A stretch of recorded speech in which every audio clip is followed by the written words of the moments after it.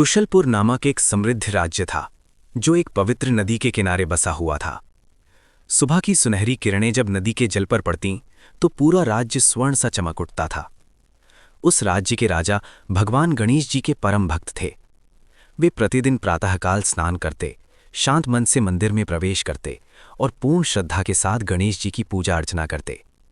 घंटियों की मधुर ध्वनि गूंजती, धूप और चंदन की सुगंध फैलती और वातावरण भक्ति से भर उठता।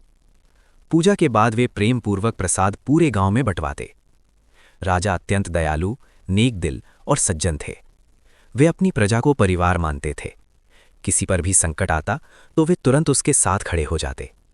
उनके न्याय, करुणा और उदारता के कारण राज्य में सुख था, शांति थी और समृद्धि थी। लेकिन एक दिन सब बदल गया। पड़ोसी राज्य के राजा की नज़र कुशलपुर पर पड़ी। नदी के किनारे बसा ये राज्य व्यापार और खेती से बहुत संपन्न था। उसके मन में लालच जाग उठा। उसने क्रोधित स्वर में घोषणा की, मैं कुशलपुर पर आक्रमण करूंगा। ये समाचार जब कुशलपुर पहुंचा तो महल में चिंता छा गई।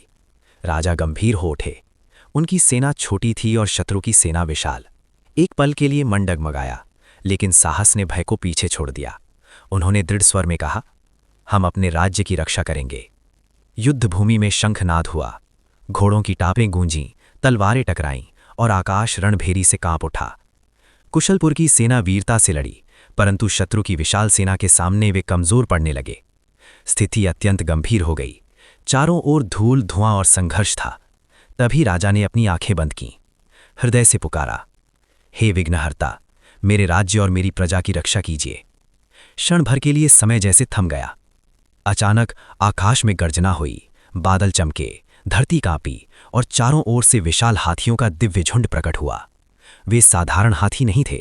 उनकी आंखों में तेज था, उनके कदमों में शक्ति थी। वे शत्रु सेना की ओर बढ़े और उनके शिविरों को तहस नहस कर दिया। ये अद्भुत दृश्य देखकर पड़ोसी राज्य का राजा भय से कांप उठा। उसकी तलवार हाथ से छूट गई। उसे समझ आ गया, ये किसी मनुष्य की नहीं, दिव्य शक्ति की लीला है। वो तुरंत अपनी सेना के साथ मैदान छोड़कर भाग गया। युद्ध भूमि में शांति छा गई और कुशलपुर के राजा की विजय हुई। राजा ने हाथ जोड़कर आकाश की ओर देखा, धन्यवाद प्रभु। पूरे राज्य में उत्सव मनाया गया। दीप जलाए गए, भजन गाए गए और प्रसाद बांटा गया। उस दिन सबने एक बात हृदय में उतार ली, सच्ची श्रद्धा कभी व्यर्थ नहीं जाती। साहस और धर्म का साथ देने वाला कभी पराजित नहीं होता। जो ईश्वर पर विश्वास रखता है और अपने कर्तव्य का पालन करता है, उसकी सहायता स्वयं भगवान करते हैं।